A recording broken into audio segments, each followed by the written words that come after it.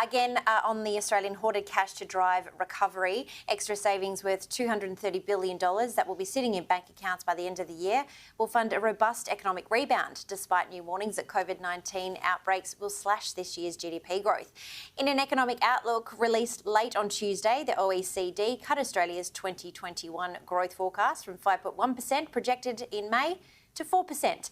And this, I guess, goes hand in glove with what we're seeing reported by Paul Garvey in regards to WA's budget surplus being slashed because, heaven forbid, who would have thought iron ore's fallen off a cliff again? Who knew? Yeah. If pride before the fall was a commodity, it's iron ore, right?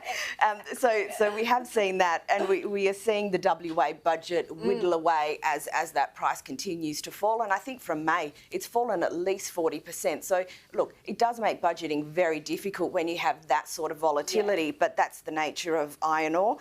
In relation to the recovery, look, I think we're going to need a bit more than a new fridge and a Pajero to drive this recovery. And haven't we already got that? We all did that in 2020. Fridges. We did that in 2020. Yeah. We still have quite high household debt. So it'll be interesting to see, depending on the confidence of the population, depending on how we move in other areas of the economy, how much confidence people have got to spend and whether they actually spend that money, whether they keep it, in a coffee jar under the lemon tree or whether they spend it. 100%.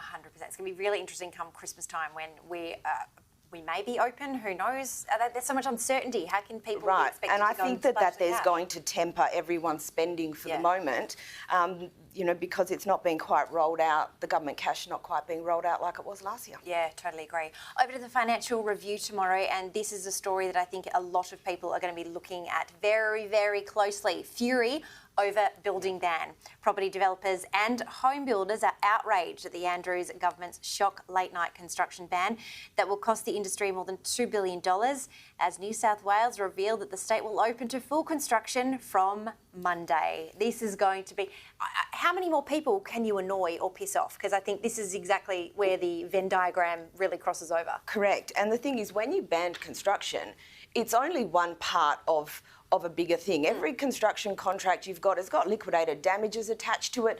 There's all sorts of different trays which have to slot in next to each other. So it's not like you flick off the switch and then you flick it on a little bit later. It's actually has a real ripple effect throughout the industry. And then when you're looking at property developers, okay, thankfully prices are doing well at the moment because these guys are leveraged. Yeah. And so every extra day it takes them to get a development up, it's costing them money elsewhere in that project space. Like the matrix of a project. Correct. The trickle-down effect is the subbies, and it's the mum and dad business owners who can't put food on the table come, 3 months time. Absolutely. It's definitely going to be an interesting fight and how that kind of boils over in the next 2 weeks.